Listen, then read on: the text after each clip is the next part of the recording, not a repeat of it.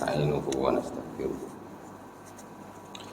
نعوذ بالله من شرور أنفسنا من سيئات أعمالنا من يهده الله فلا مضل له ومن يضلل فلا هادي له أشهد أن لا إله إلا الله وحده لا شريك له أشهد أن محمدا عبده ورسوله اللهم صل وسلم على محمد وعلى آل محمد كما صليت على إبراهيم وعلى آل إبراهيم إنك حميد مجيد وبارك على محمد وعلى آل محمد وبارك على آل إبراهيم إنك حميد مجيد.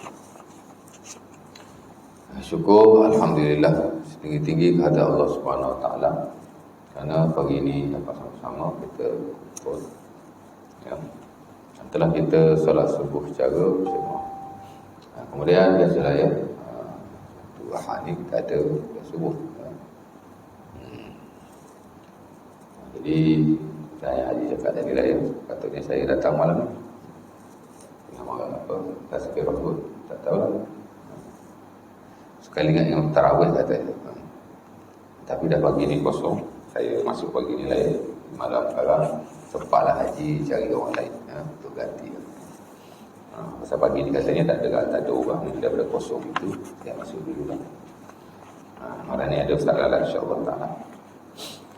Baik. Saya tak pastilah pagi ni kuliah khas Ramadan ke macam mana ke. Tapi dengan sebab kita esok insyaAllah ta'ala kemungkinan besar puasa lah ya. Walaupun tak tengok anak bulan lagi. Tak boleh kata Ustaz esok puasa saya tak tengok anak bulan lagi. Boleh kot ha? Tak tahulah Allah Ta'ala lah.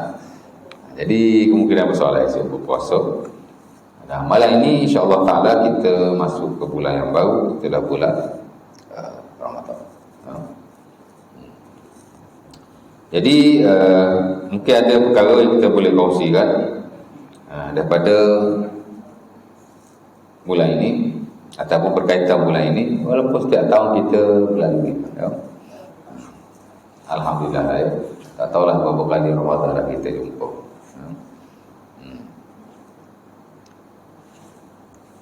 Dan saya nak kongsi pagi ini ialah suatu ataupun saya nak kongsi pagi ini apa yang saya perolehi daripada buku ni lah ya. Buku ni kecil je, saya photostat je. Yang mana biasalah saya baca buku ini bila dekat-dekat nak Ramadan. Malah tadi buku yang Ramadan baca juga. Itulah buku kecil yang dikarang oleh Syekh Abil Hasan bin Muhammad Al-Faqih, ulama Tanah Arab sebenarnya ya. Ia hanya risalah. Risalah ni makna a small book. Buku yang kecil ya. Orang Arab ni kalau buku besar dia panggil kitab lah. Kitab Melayu kitab lah. Tapi orang Melayu ni bila sebut kitab ni hanya merujuk kepada buku-buku agama. Kalau buku agama kita tak panggil kitab, kita panggil buku.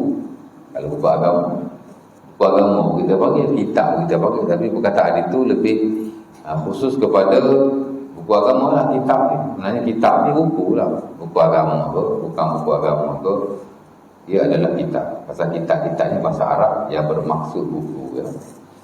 Tapi risalah adalah buku juga. Walaupun risalah ni ada banyak maksud ya. Risalah maksudnya surah ya. Ataupun bila kita hantar orang, risalah juga. Allah Ta'ala hantar Nabi turun, perutusan itu juga dipanggil risalah ya.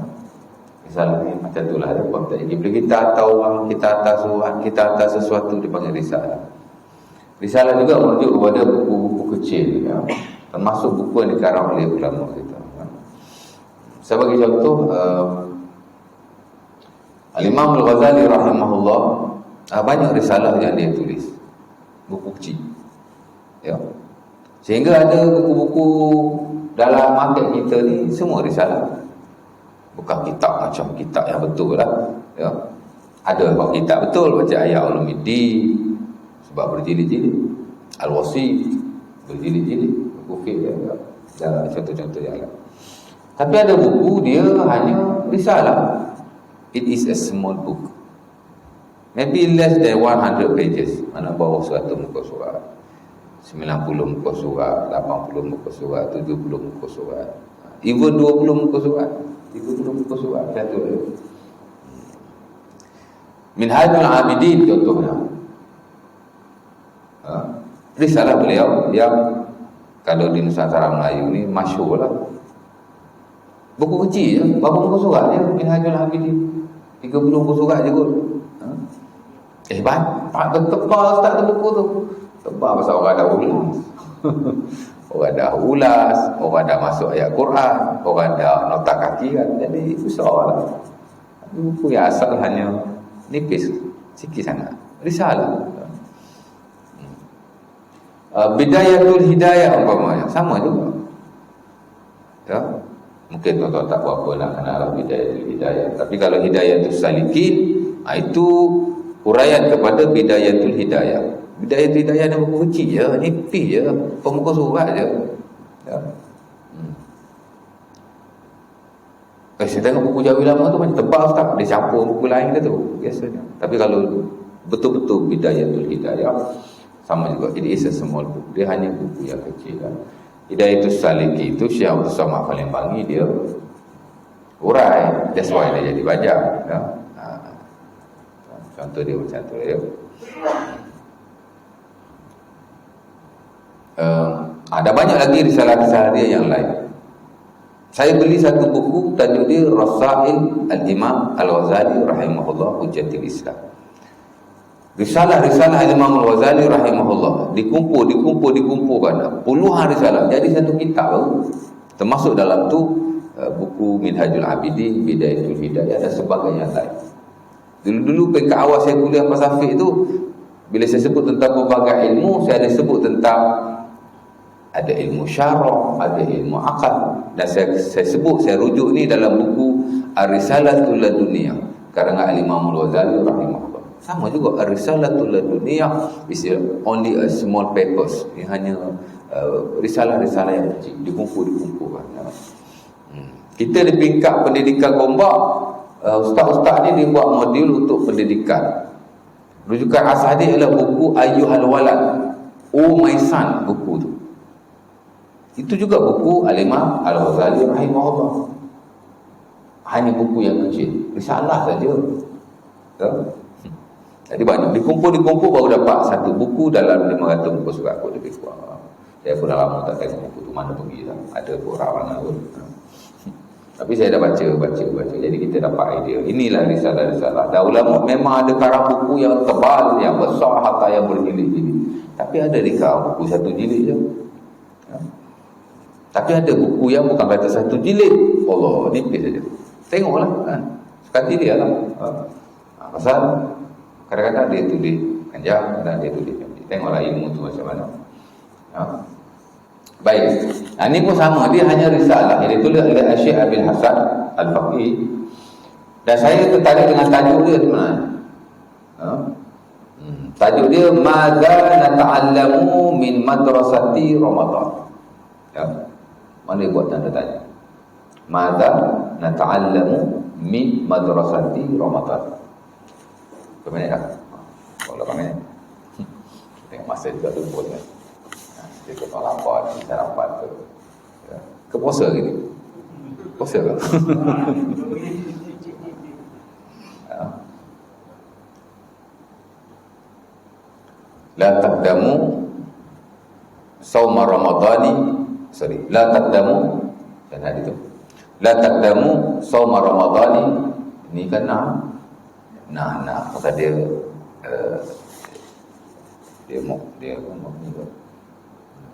Ramadan ni tak ada, Ramadan ada. Ramadan ni sama ada na dengan nu saja.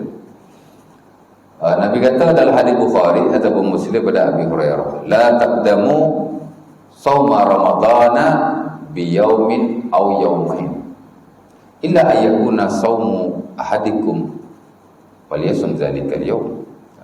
Nabi kata jangan kamu mendahului puasa sebelum Ramadan 1 hari atau 2 hari. Mereka jika dia dah biasa puasa, maka puasalah. Jadi kalau sebelum ni dia tak pernah puasa, tiba-tiba sehari sebelum puasa Ramadan dia nak puasa, ya, tak bolehlah di sisi majoriti para ulama. Jangan puasa sebelum ini. Kerana hari ini dia termasuk dalam hari yang dilarang berpuasa. Ya. Dan sebagai ulama memakruhkan. Kita dalam mazhab Syafi'i memang dilarang berpuasa sehari atau 2 hari sebelum Ramadan. Baik. Kau nak tadi ya?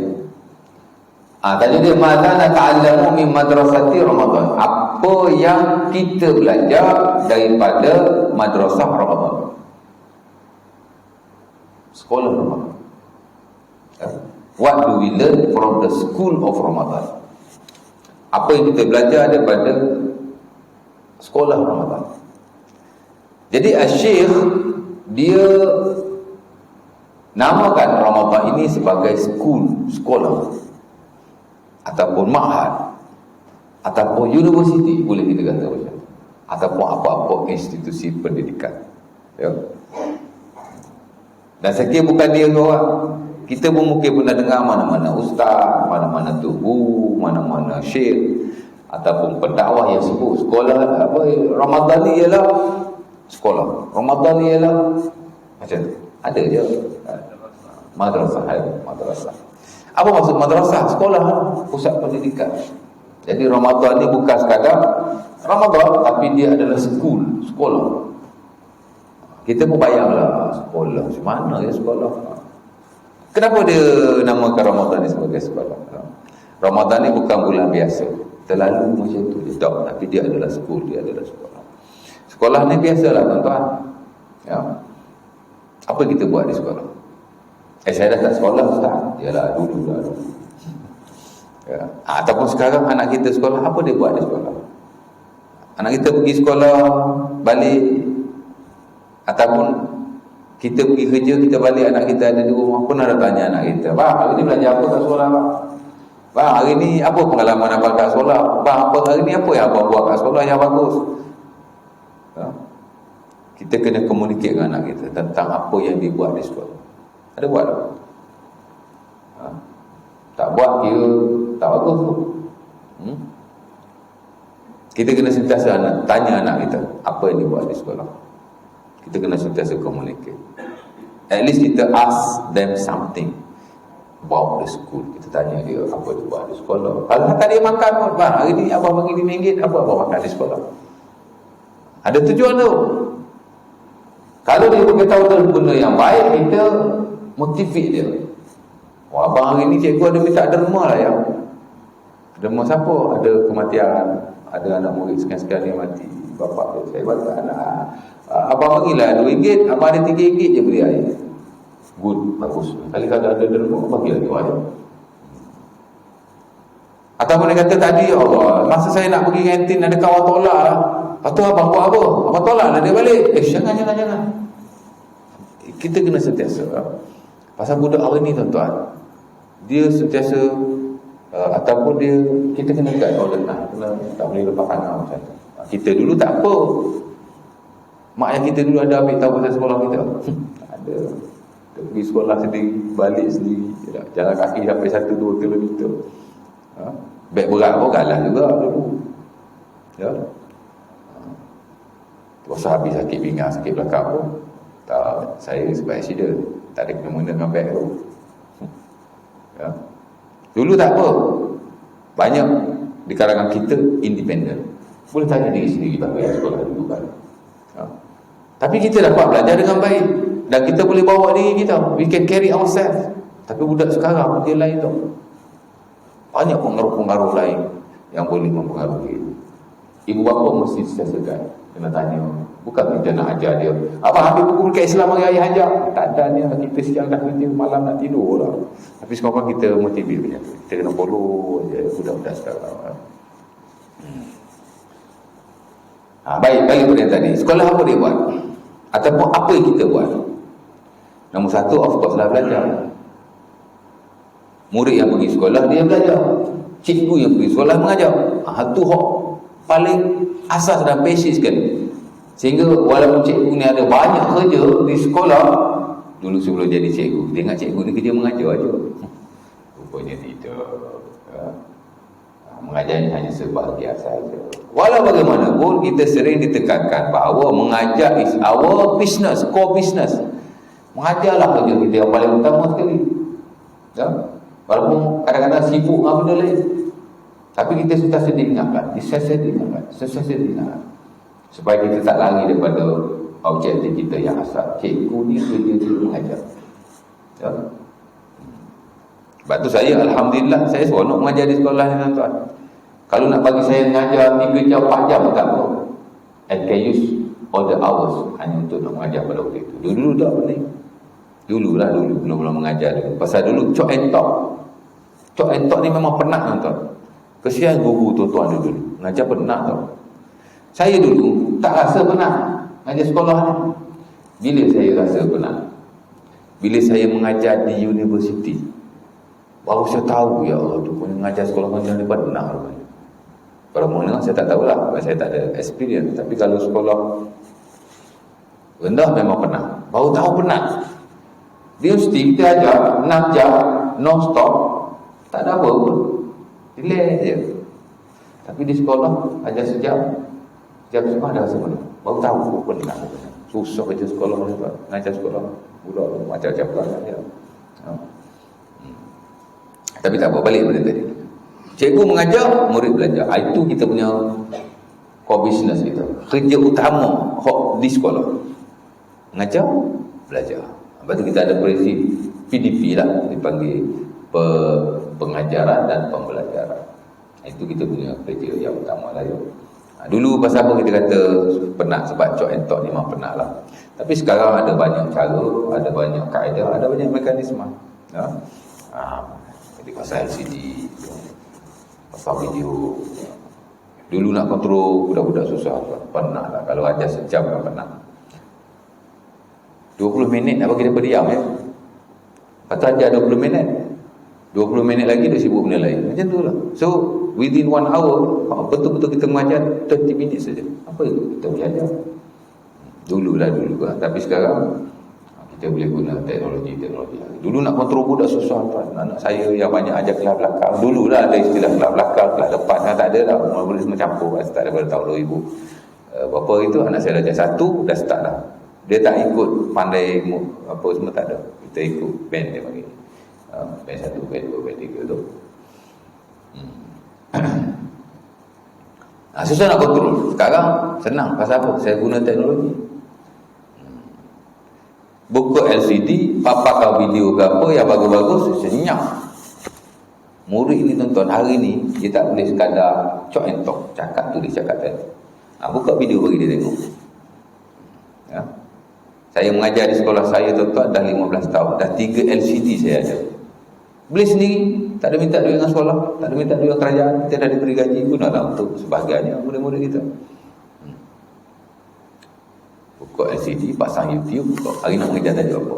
Semua dah ada dalam YouTube. Banyak cikgu-cikgu yang buat bah-bah kat dalam tu. Senang kerja kita. Kerja pun tak hati wala. Pasal murid-murid bila pasang video, bagi perhatian. Tak kisahlah, nak sebut belajar ya. Hak tu nombor 1 sekali. Yang kedua, tarbiyah. Kita bukan nak ajar ilmu yang perlu kita ajar, tapi pada masa yang sama kita nak didik dia jadi seorang manusia. Jadi pendidikan dan pentarbiyahan adalah 2 asas penting di sekolah.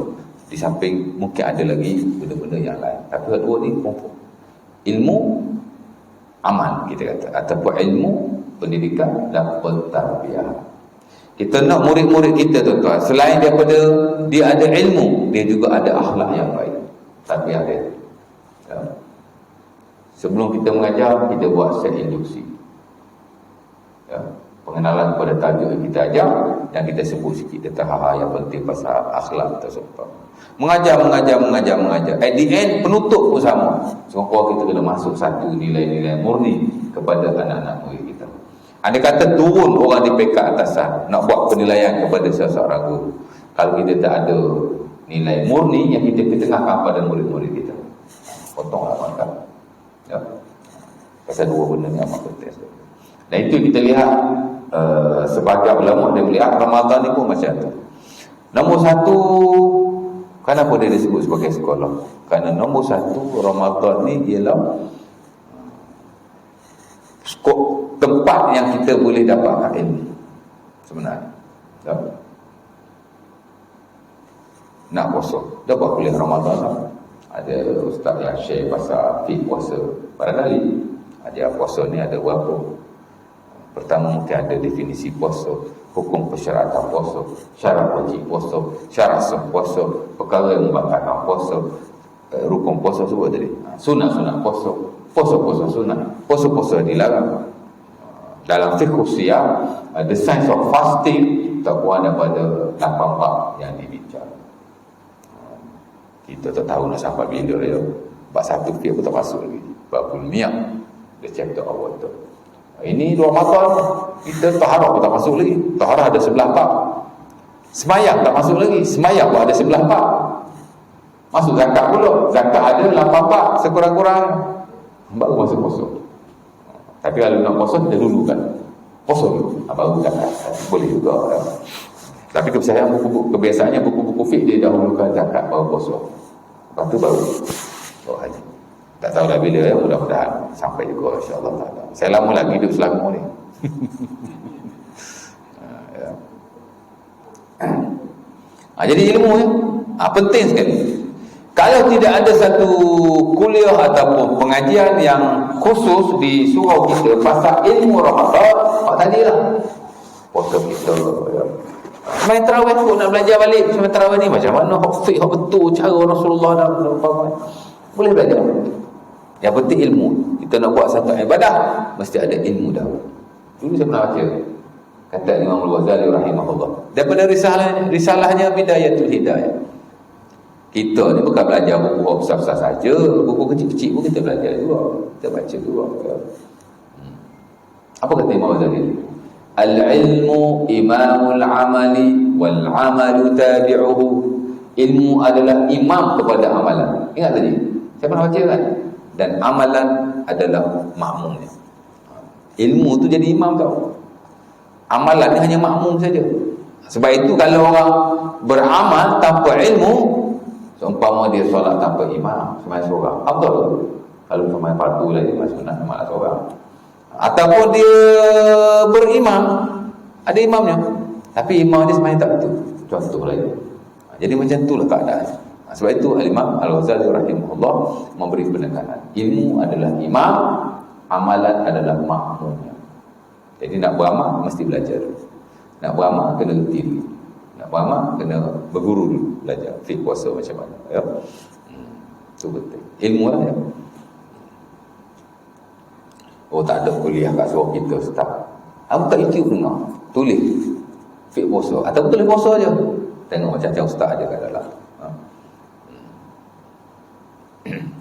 Dengar apa yang patut ya. Sambil-sambil bawa kereta dengar ceramah. Dengar kuliah.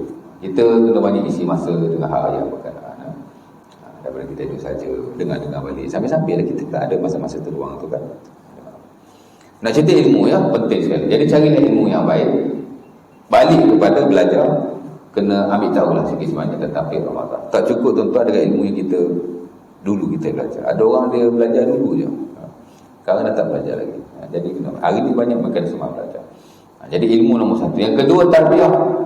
Jadi sebab dia kata sekolah ni Ramadan ni dia penting ilmu, dan yang kedua ialah pentarbiyah.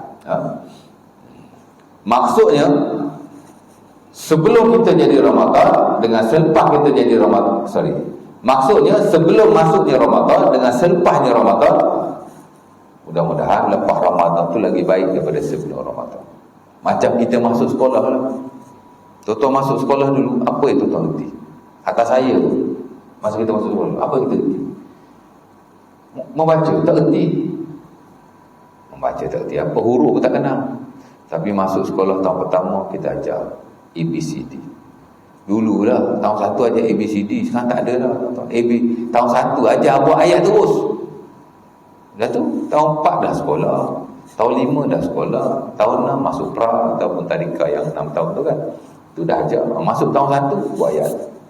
Kita dulu tahun 1 baru nak kenal A, B, pasal apa? Kita tak ada tadika, tak ada pra sekolah. Kita pun tak ada tadika, saya lah kot. Tuan-tuan dulu ada masuk tadika ke apa. Ya.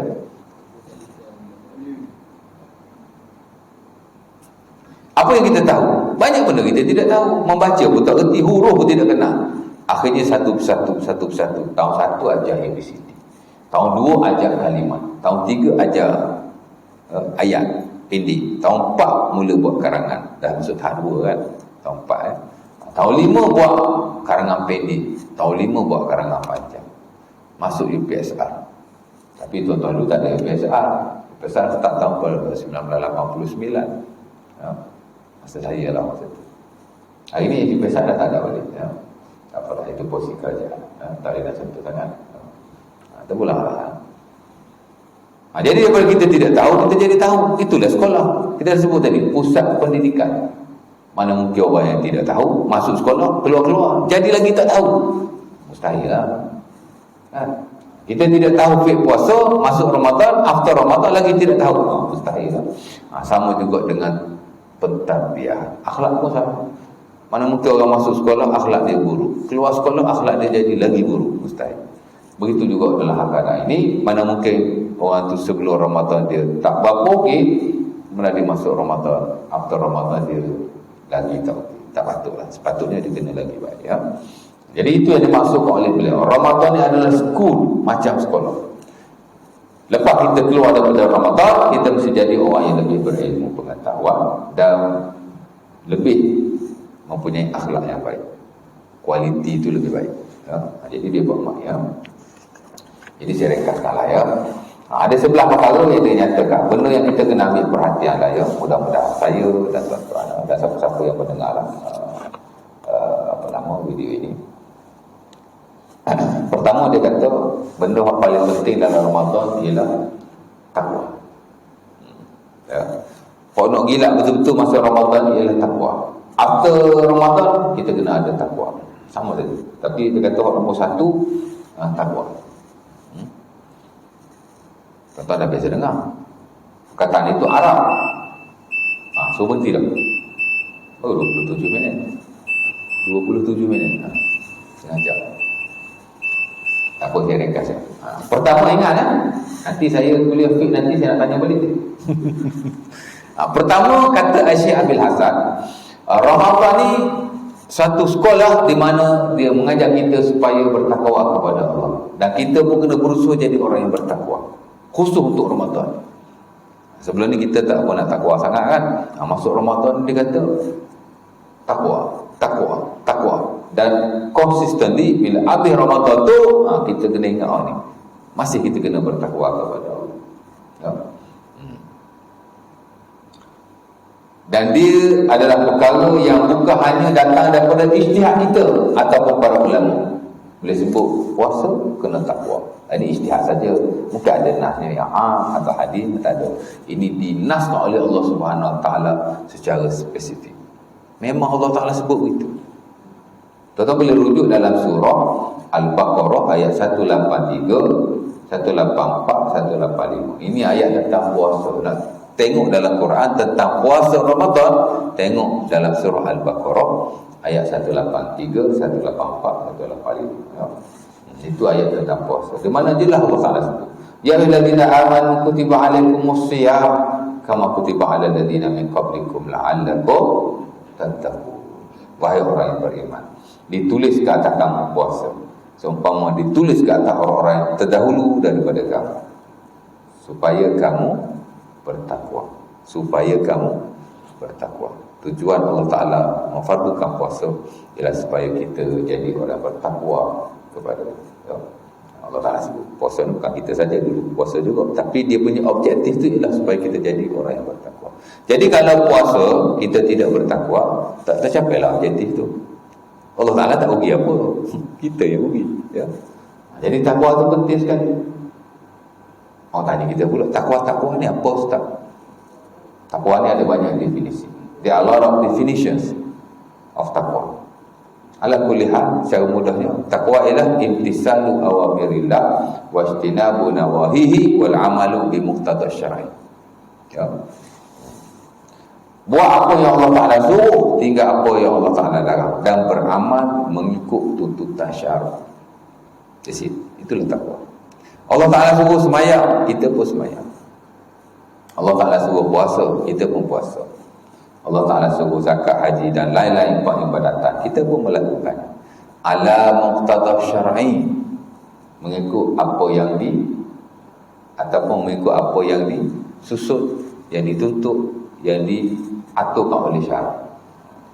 Allah Ta'ala suruh semayang cara kita, tak boleh ikut syarak lah, itulah maksudnya ya. Tu kita belajar fiqh tu, buat apa yang Allah Ta'ala suruh, tinggal apa Allah Ta'ala larang, mengikut peraturan syarak ya. Maka takwa. Dan definisi ini dia merangkumi ibadah dan muamalah. Muamalah pun sama lah ya. Jangan ingat takwa ni hanya dapat ibadat saja. Babak yang lain daripada ibadat juga perlu kepada takwa. Marah Nabi bisubratin fiha ta'am wa adkhala asabi'ahu fanalat balalan faqala ya ma hadha ya sahib hadha ta'am innahu asabat as-sama' ya Rasulullah. Faqala an-nabi hal la taj'aluhu fawqa at-ta'am hatta yarahu an-nas man ghashana laysa minna. Dalam hadis Bukhari ini, bila kita baca muamalah tentang larangan kita menipu ataupun buat trik lah untuk nak jual sesuatu barang. Kita peniaga kan, kerja nak untung aja. So, saya baru-baru ni, tak baru-baru ni juga, belum masuk bank, depan bank orang meniaga biasa kan. Tak depan bank ni macam-macam, orang meniaga pun ada kan, orang minta derma pun ada. Orang meniaga rambutan, kita pun try rambutan apa benda, baru-baru tak juga lah, dah tahu lah sebuah buahnya, try lah, memang fresh, macam baru dipetik daripada buku. Saya kata, buku lah 2 kilo. Saya masuk bank dia. Saya masuk bank lah, muncul duit. ATM lah, ATM. Keluar bank, bayar, ambil lah plastik. Dia tak tengok lah kan, pasal dia dah bungkus. Balik-balik buka, kalau kita beli tak sama orang kita try tadi. Aduh, lain kali orang buku zaman le ni nak kena tengok juga. Kalau tidak dia pergi buku orang lain.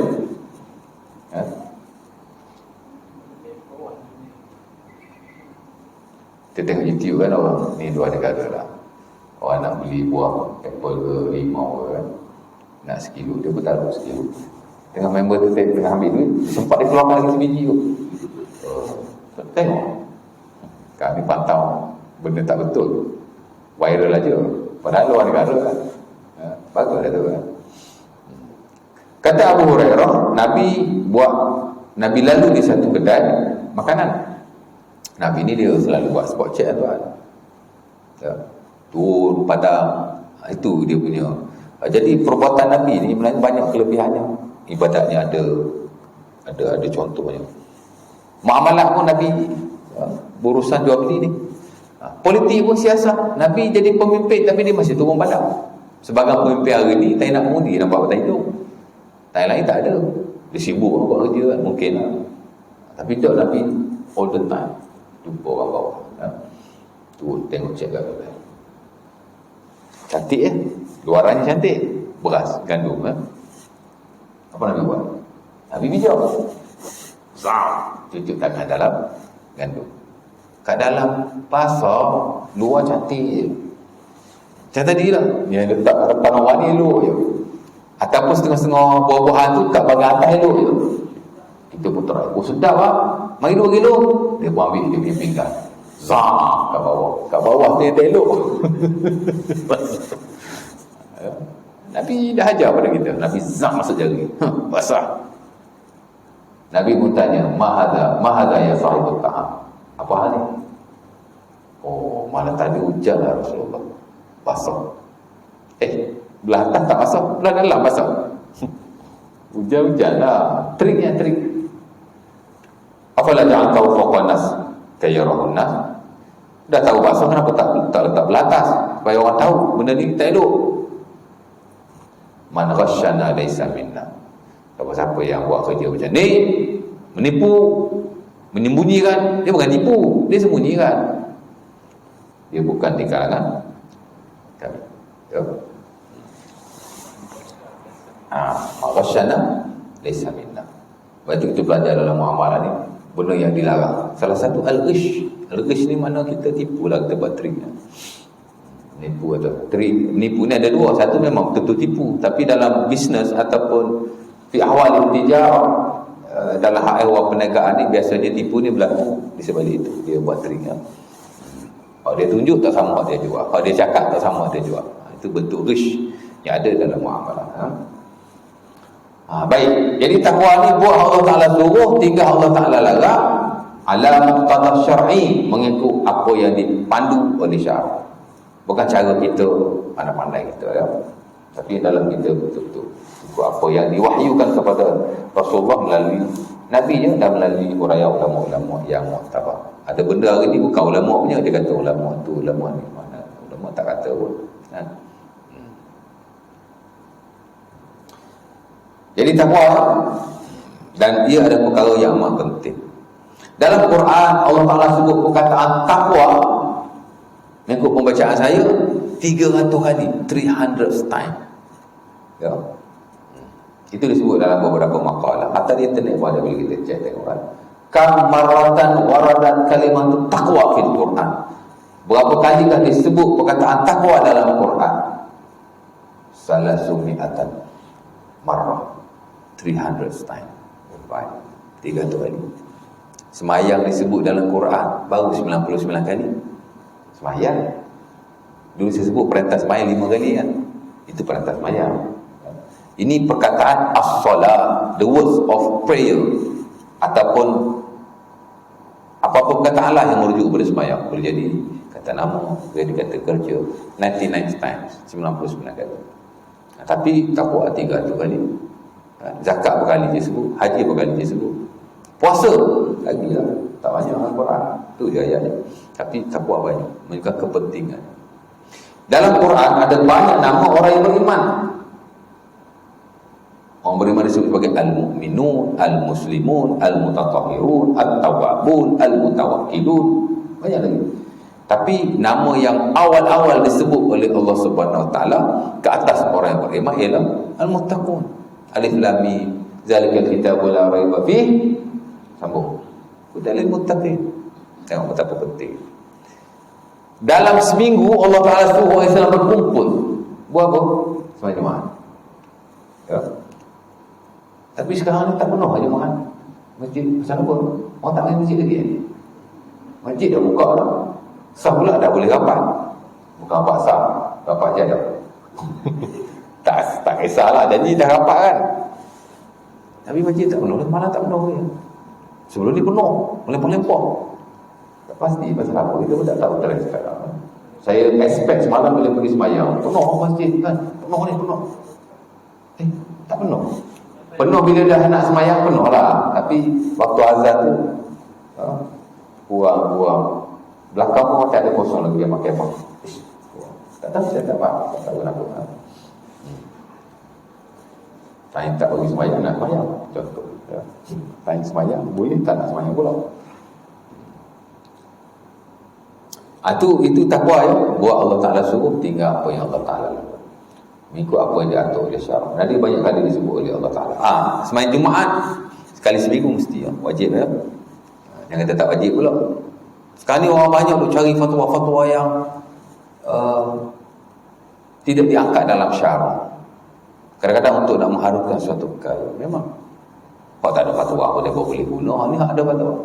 Memang ada sebahagian pendapat para ulama ni disebut oleh Nawawi dan Majmu' dan sebagainya lain. Ada, memang ada lah segelintir yang kata Jumaat tidak wajib. Ada. Ya. Tapi itu fatwa yang tak boleh digunakan pakai ya. Kau nak kira tuan-tuan, fatwa Imam Syafi'i ada yang mengatakan bahawa suami boleh melewat isteri. Ya. Habis boleh ikut lah. Kalau semua fatwa boleh diikut, jangan rosak habis. Tak boleh ikut. Ada fatwa tak boleh diikut ya. Riwayat Ibnu Abil Hakam ni disebut oleh An-Nawawi dan Al-Mu'taz lain. Hatta Imam Ibnu Hajar pun ada ulang dalam Fathul Bari. Ibnu Abil Hakam kata Imam Syafi'i membenarkan suami melewat isteri. Sebab kata ini tidak sahih daripada Al-Imam Syafi'i. Kata Imam Ibnu Hajar, Ibnu Abil Hakam adalah orang yang siqah. He was a trustworthy man. Dia orang yang dipercayai, mana boleh dia tipu. Tapi kerana bersangka baik, ataupun kita kata ini ulama kata ini pendapat Imam Syafi'i lama. Jika benar lah ya, memang hampir kepada benar pasal ulama ni pun orang yang solid, orang yang siqah. Boleh jadi ini pendapat Imam Syafi'i yang lama. Jadi yang lama ni banyak kita dah tak ikut. Adalah sebahagian kita ikut, tapi majoriti kita tak ikut. Kita ikut pendapat dia yang baru. Nak cerita pendapat itu ada, habis itu boleh guna? Tak boleh. Bukan semua pendapat boleh dia guna pakai. Hatta ada pendapat dia yang terkini pun tak boleh diikut. Al-Imam An-Nawawi rahimahullah dia kritik pendapat Imam Syafi'i. Itu tak apalah, itu pendapat yang tak diguna pakai pun. Ya. Jangan depan ni kata ustaz kata boleh lah. Jangan pula, ini saya sebut nak beritahu ya. Ada pendapat memang masyhur dalam mazhab Syafi'i. Ini tuan-tuan aku semua tahu. Isteri tak boleh melawat ibu atau bapanya yang sakit jika tidak diizinkan suami. Betul tak? Tak tahu. Semua orang tahu. Itu pendapat Al-Imam Syafi'i, pendapat ulama-ulama Syafi'i dan yang standard dalam mazhab Syafi'i. Isteri kalau suami dia tak izin, walaupun dia nak pergi melawat bapak dia, walaupun bapak dia sakit, mati bahkan, haram, tak boleh. Imam Nawawi rahimahullah mengkritik pendapat ini. Pendapat ini tidak sahih sama sekali. Mana menyalahi syarak. Ya. Jadi marilah hujah-hujah. Ya. Nah, cerita bukan semua pendapat boleh digunakan pakai. Ada pendapat yang tidak diangkat oleh para ulama yang lain, tidak terkenal dalam syarak, gharib, asing, macam tadi lah, boleh melewat isteri. Ada pendapat Imam Syafi'i begitu. Itu juga pendapat disandar kepada Imam Malik. Ini ketepikan. Pendapat ini tidak sahih. Ada pendapat memang top standard, masih tidak sahih. Macam tadi lah. Allah Ta'ala kata, wabil walidaini ihsan, berbuat baiklah kepada mak bapak kamu. Bapak kita sakit, kita tak melawat. Buat baik tak kata Nabi. Nabi suruh melawat sahabat-sahabat kita yang sakit, sehingga sebagian ulama kata fardu ain, majoriti kata fardu kifayah, tapi masih wajib. Jiran kita sakit, wajib kita melawat. Sahabat kita sakit, wajib kita melawat. Tiba-tiba mak apa sakit, suami tak bagi, tak melawat. Boleh dia kata. Hadza yukhalif ma ujmi'a alaihi. Ini adalah menyalahi dan bercanggah dengan apa yang telah diputuskan dalam syarak. Menyalahi Quran, menyalahi hadis. Jadi pendapat Imam Syafi'i yang standard dalam mazhab Syafi'i disanggah oleh beliau. Jadi tak semua layak macam tadi saya sebut ya. Jadi tidak semua pendapat tu boleh dapatkan. Kena tengoklah apa tengok-tengoknya. Balik yang tadi. Jadi kena takwa ya. Seminggu sekali kita sembahyang Jumaat. Ada khutbah Jumaat kan? Apa hukum kalau khatib tak membaca takwa? Tak sebut takwa, apa hukum? Tak sah lah, ataupun batal lah khutbah Jumaatnya. Tak sah sembahyang Jumaat tuan. Dia rukun lah. Haji tahu, haji selalu baca khutbah ni. Khatib wajib menyampaikan kepada audiens tentang takwa. Sekurang-kurangnya, wahai orang yang beriman, bertakwalah kamu kepada Allah sekurang-kurangnya. Boleh bukan sebenarnya. Tak jadi syarat baca ayat Quran, tak jadi syarat cakap Arab. Janji khatib wajib berpesan kepada makmumnya tentang takwa. Tapi kita okey tak?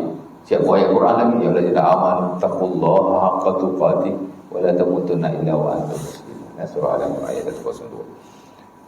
Takwa lagi, seminggu sekali wajib sebut tentang takwa. Setelah memuji Allah, berselawat pada Nabi, kan? Dia wajib baca salah satu ayat Quran dan wajib berpesan tentang takwa. Jadi satu benda yang penting.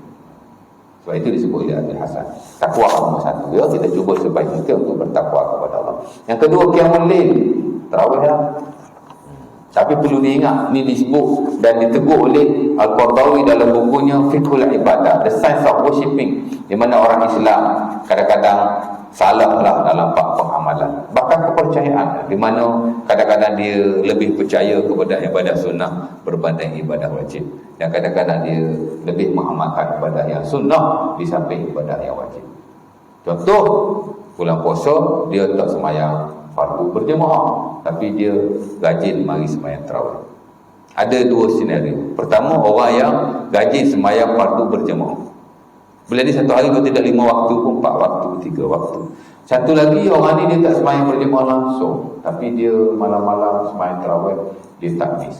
Tak tahu ingat mana lebih afdal. Overall, orang akan kata orang sembahyang tarawih tu lah afdal. Tak. Tapi sebenarnya orang sembahyang fardu tu lebih afdal, ya. Ulama khilaf sembahyang berjemaah ni fardu ke sunnah. Tapi ulama tak pernah khilaf sembahyang tarawih ni fardu atau sunnah. Sepakat sembahyang tarawih ni sunnah. Cuma dia berkhilaf lah, boleh dilakukan afdal jemaah ke afdal seorang. Tu afdal khilaf. Tapi tak pernah berlaku khilaf antara fardu dan sunnah. Kita kena utamakan sembahyang fardu. Upgrade fardu dulu. Kalau dulu kita tidak berjemaah, mari berjemaah fardu. Kalau dulu kita kurang berjemaah, kita banyakkan berjemaah. Tapi fardu dulu, ya. Itu penting, ya. Sama juga kita dalam menjaga puasa berbanding kita menjaga ibadah-ibadah sunnah yang lain. Ada orang sembahyang, ada orang puasa dia tak jaga mata, tak jaga lidah, tak jaga mulut. Makin puasa makin kuat nampak. Tapi dia pun rajin baca Quran, malam-malam baca Quran, qiyamul lail. Ada orang dia tak buat ibadah-ibadah sunnah. Bulan Ramadan dia posok saja. Tapi puasa dia jaga betul-betul. Mata dia jaga, telinga dia jaga, mulut dia jaga. Ya. Sembahyang tarawih tak main langsung, tapi sembahyang fardu dia jaga. 5 waktu berjemaah. Ya. Macam tu. Saya rasa dia lebih baik daripada orang yang tak jaga puasa, tak jaga sembahyang fardu, tapi melebih-lebihkan ibadah sunnah yang lain. Kalau tarawih rajin, kalau tadarus rajin, hak tadi lebih baik. Pasal hierarki ibadah wajib hak nombor 1. Ya, dan ini ditegur dan dikritik oleh. Ini bukan fenomena di tempat kita saja, ya. Ini fenomena dunia dan mana-mana zaman. Sebab itu dikritik oleh ulama saya. Kalau dia kata hierarki ibadah orang Islam tak betul. Kebiasaannya dia tak sunnah atas. Wajib nombor 1. Buat apa yang Allah Ta'ala suruh, yang wajib-wajib. Tinggal apa yang Allah Ta'ala larang, yang haram-haram, baru buat hak sunat. Hak sunat ni tak buat pun tak apa, buat lagi bagus, ya. Dan hak sunat ni kalau kita tak buat, dia tak menjejaskan yang fardu langsung.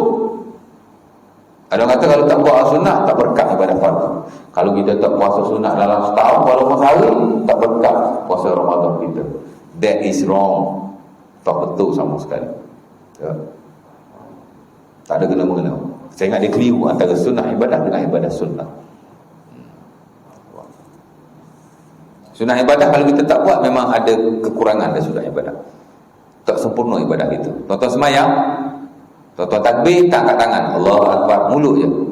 Kemudian baca Fatihah, tak baca auzubillah, tak baca doa iftitah, tak baca surah, baca Fatihah saja. Allahu Akbar, rokok, tak baca apa-apa, dia baca. At the end, semayang sah, tapi tidak sempurna. Memang kalau kita tak buat ibadah-ibadah, kalau kita tak buat pada sunnah dalam ibadah, dia mempengaruhi kesempurnaan itu. Tapi tak ada kita kata tak berkat, tapi ibadah itu tidak ada kamal, kata An-Nawawi, tidak ada kesempurnaan. Tapi kalau ibadah sunnah, tak ada kena-mengena, ya. Ibadah sunnah ni tak buat, tak apa, tapi sebaik-baiknya buat, ha. Jadi takwa itu satu sekali, ini kita cuba. Hak ni paling penting sekali. Kedua, qiyamul lail. Qiyamul lail ni mana tarawih raya. Buat sebaik mungkin, kalau boleh tarawih jangan tinggal. Ada masa sembahyang di masjid berjemaah, ada masa. Tak kisahlah nak 10 ke 20 ke. 10 adalah 10 campur 3 13 lah. Kalau 20 campur 3 23, ya. Kalau di tempat tu sembahyang 13, kita sembahyang 13. Kalau nak tapak lagi sembahyang seorang di rumah atau seorang. Kalau tempat tu sembahyang 20, kita sembahyang 20. Seabda-abda kita sembahyang tarawih ialah bersama imam, ya. Nabi kata maqama, dan hadis Ahmad daripada Abu Hurairah, siapa-siapa yang sembahyang bersama imam qiyamul lail, termasuklah tarawih, ya, maka ditulis baginya qiyamul lail seluruh malam. Maqama ma'al imami hatta yansarif, kutiba lahu qiyamul lailah. Siapa-siapa yang salat dengan imam sampai imam tu beredar, dia dapat ditulis baginya seumpama dia sembahyang seluruh malam. Jadi kita ikut imam tu lebih baik. Kalau imam sembahyang 20, kita sembahyang 20. Kalau imam sembahyang 8, kita sembahyang 8. Macam tu dah, ya. Jadi qiyamul lail, ya. Okey, kalau tak sempat sembahyang di masjid, di sisi majoriti yang standard, Tarawih ni afdal sembahyang berjemaah ya. Dan after isyak terus. Tapi kalau kita tak sempat, malam-malam ni kadang kita ada kerja, main juga seorang di rumah. Main juga, walaupun sekejap, main lah. 8 rakaat ni tuan-tuan, kalau sembahyang biasa, tak sampai setengah jam pun, 20 minit. Siap lah. Ya. Cubalah cuba. Jangan tinggal tarawih atau qiyamul lail. Itu yang kedua. Yang ketiga, saya ikut terus saja lagi. Saya mau ke surat salam. Tapi tak apa. Yang ketiga, tadi apa? Taqwa, kemudian qiyamul lail. Yang ketiga, mana tadi?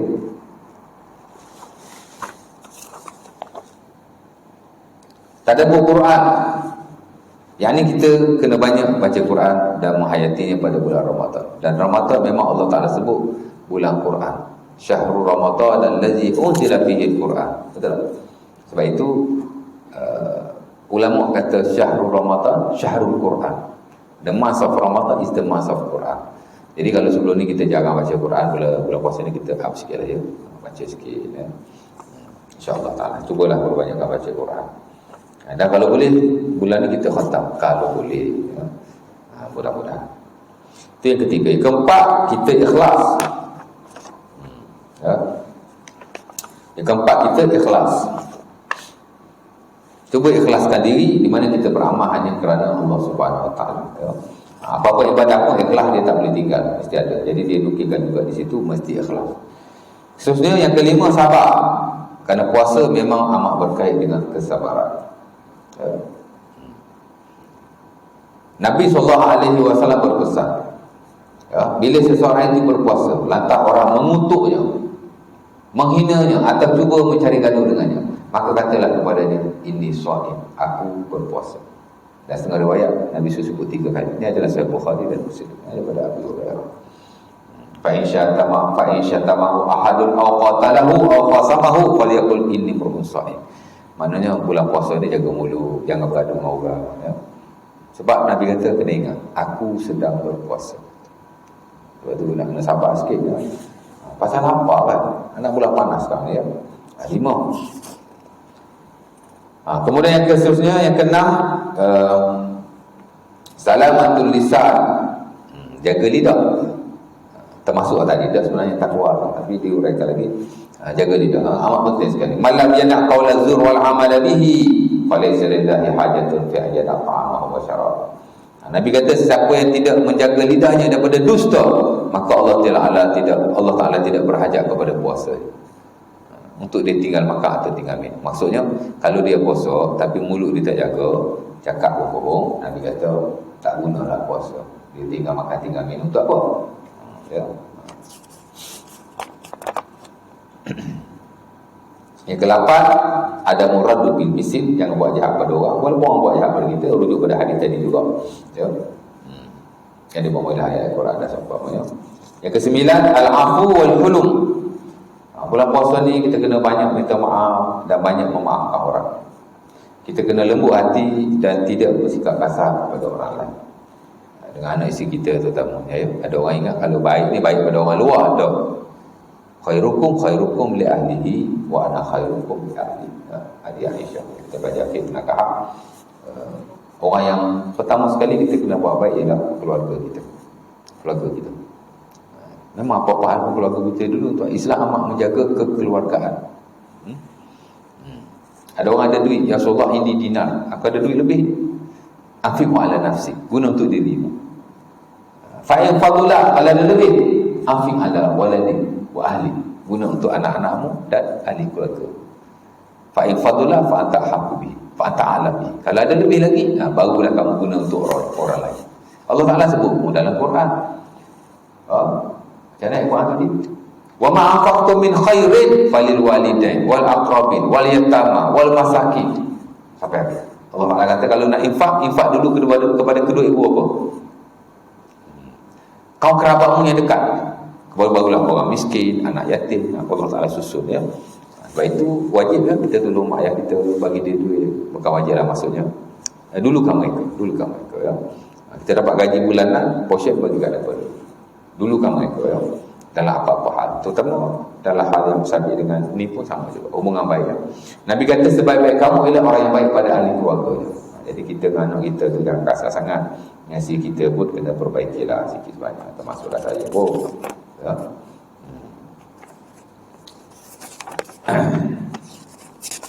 Sembilan daya. Kemudian yang ke-10, mana 10? Saya pergi tersalah foto stay pula tadi. Tersalah stapler. Mana nombor 10? Ini saya. Al-mujahadah, kena mujahadah. Ya. Kena lawan lah. Sebab puasa ni memang.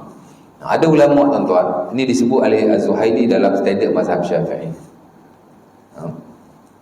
Itu buku fiqh mazhab Syafi'i yang model, yang top lah di samping fiqh manhaji. Kita mazhab Syafi'i ni tuan-tuan, buku fiqh okey top lah ya, top model. Satu fiqh manhaji, satu muktamad mazhab Syafi'i. Fiqh manhaji dengan muktamad mazhab Syafi'i. Ya. Dia sebut dalam bab puasa, ada sebagai ulama kata puasa lebih afdal berbanding ibadah yang lain. Lebih afdal daripada semayang, lebih afdal daripada haji, lebih afdal daripada yang lain. Kenapa? Kerana puasa memerlukan mujahadah yang tinggi. Ya. Dan tak ramai orang yang berpuasa sunat berbanding orang lain. Ramai tak orang semayang sunat? Ramai juga. Mungkin ada orang yang semayang berlima 10 sah. Saya ingat 1 sah ada semayang sunat. Dia atau Qobliyah. Betul? Begitu juga dalam ibadah-ibadah yang lain. Orang suka pergi haji, suka pergi umrah walaupun dia sudah melakukannya berkali-kali. Ramai jugalah. Tapi puasa tak ramai yang mampu melakukannya. Dan tak ramai yang mengamal kerana dia perlu kepada mujahadah. Orang satu nak tinggal makan minum. Susah nak tinggal makan minum. Pasal puasa ni, badan lain tak ada cerita pasal satu pintu untuk kata solat. Tapi puasa, kalau tak ada persediakan satu pintu untuk orang yang puasa, ada pintu. Kelebihan dia itulah antaranya. Puasa ni dia ada pintu. Sebenarnya semayang pun ada pintu juga. Ada pintu semayang, ada pintu. Tapi dia tidak ada nama yang khusus. Kalau semayang ada babus solat. Kalau sedekah ada babus sedekah. Jihad ada babus jihad. Tapi puasa dia special. Dia ada babus royal. Nama dia tu very special. Ya. Dan bila orang tu masuk, orang yang berpuasa dah tutup, orang lain tak boleh masuk lagi. Dia ada special sikit lah mana pintu-pintu yang lain. Dan yang paling penting kerana ulama, kenapa ulama kata puasa ibadah yang paling afdal? Kerana memang Allah Taala sebut, kullu amal ibni adam lahu illa shaum wa ana azibi. Setiap amalan anak Adam untuk dirinya, melainkan puasa untuk aku, kata Allah. Jadi puasa dia agak beza lah. Jadi di atas beberapa sebab, mujahadah dan seumpamanya. Dan juga hadis ni dia kata puasa lebih afdal. Ya. Puasa tu memang jarang orang nak puasa ya. Kalau puasa pun tak banyak lah, tak banyak. Jadi puasa sunat ni orang susah nak buat. Jadi benda susah ni kadang-kadang dia afdal, disampaikan dengan hadis Nabi semua. Jadi kata itulah yang paling afdal. Ada akhir sekali ke-11 dia kata tauhidul muslimin. Sebenarnya puasa ni atau Ramadan ni dia mampulah untuk nak menyatukan orang-orang Islam sebenarnya ya.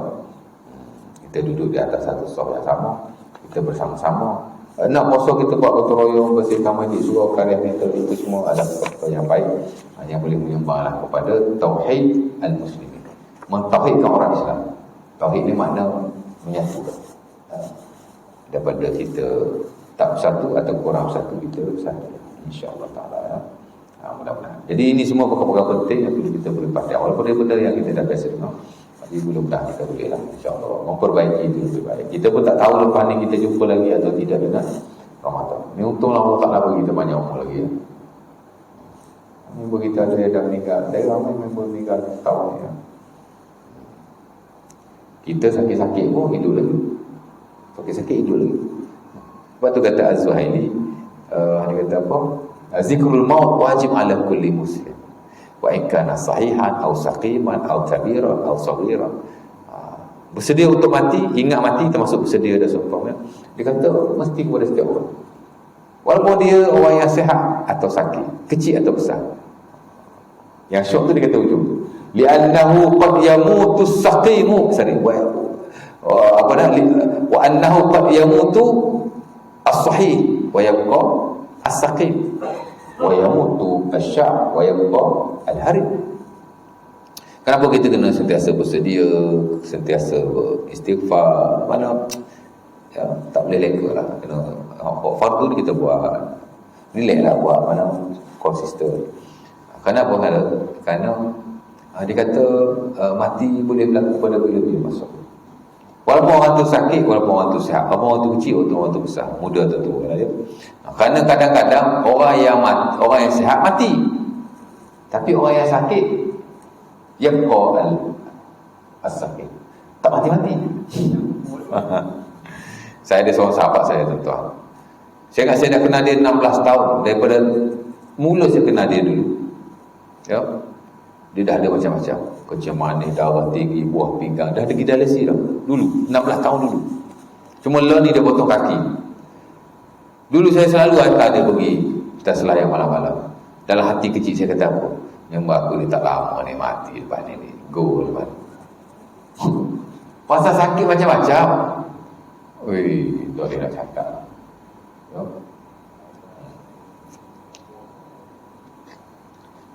Tapi herannya memang orang sihat tu dah ramai mati. Dia sakit macam-macam itu. Ada betul lah dia kata tu. Pasal kadang-kadang orang yang sihat meninggal, orang yang sakit kekal. Kadang-kadang orang yang kecil mati muda, kadang-kadang orang yang tua hidup. Jadi dia kata tak mustahil. Sebab itu kita kena sentiasa banyak memuji Allah Subhanahu Wa Taala di atas nikmat umur dan masa yang dia bagi. Nikmatan ma'bunun fiha katsirun minan nas.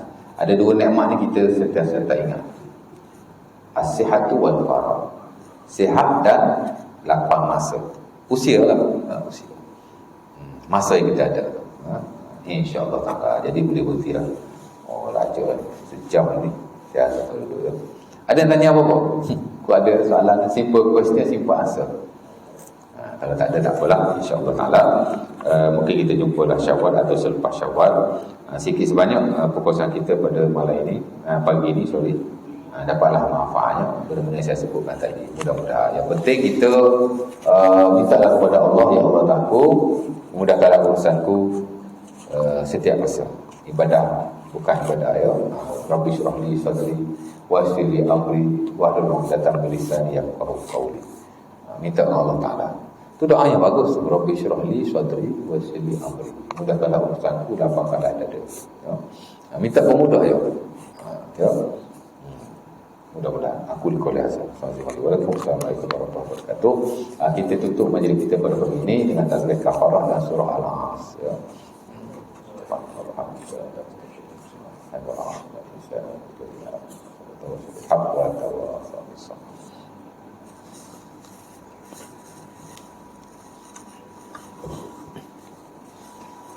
Bismillah.